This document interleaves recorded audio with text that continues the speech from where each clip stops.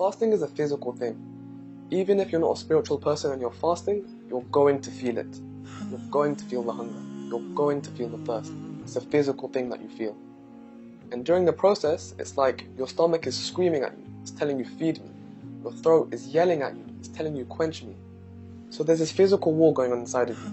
And the only other entity that is saying what you do is your heart, which now, because you're fasting, is in complete control.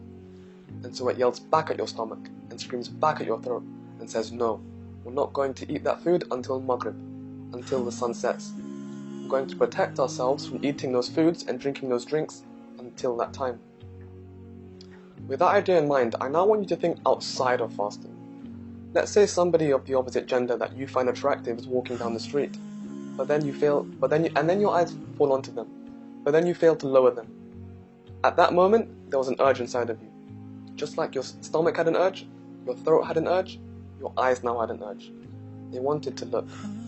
I want you to ask yourself now, when your eyes fall onto the wrong things, is your heart still in charge like it was when you were fasting? Does it immediately say to you, don't even raise your eyes?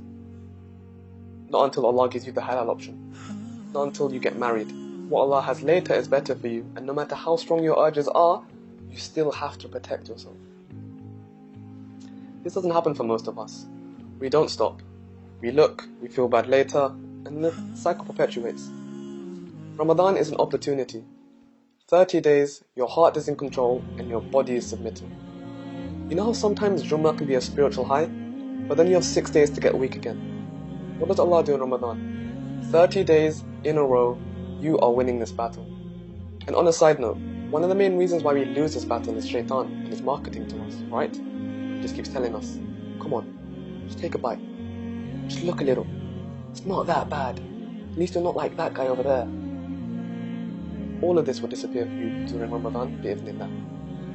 If you go through a 30-day rigorous process like that, it's like your heart has been made strong and the urges inside of your body have been made weak. Now you're truly prepared to protect yourself once the month is over. Before I conclude, I want to give you one last example. You know those who are paid to protect people? Police officers, firemen, soldiers. They don't begin their careers by first going straight into the worst possible scenario, do they? Of course not. They first go through training programs and mock exercises before they hit the real thing. It's kind of like that with Ramadan.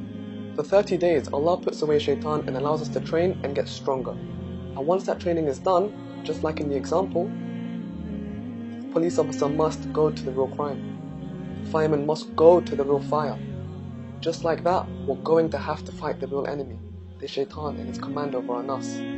That's when we'll truly be able to protect ourselves and make our hearts strong forts that Shaitan cannot enter into. That's one of the spirits of Ramadan. You have been given this month of fasting so that you may be able to protect yourself. If you've benefited from this video in any way, then I kindly urge you to share it, or at least make it an effort to share what you've learnt today with friends and family.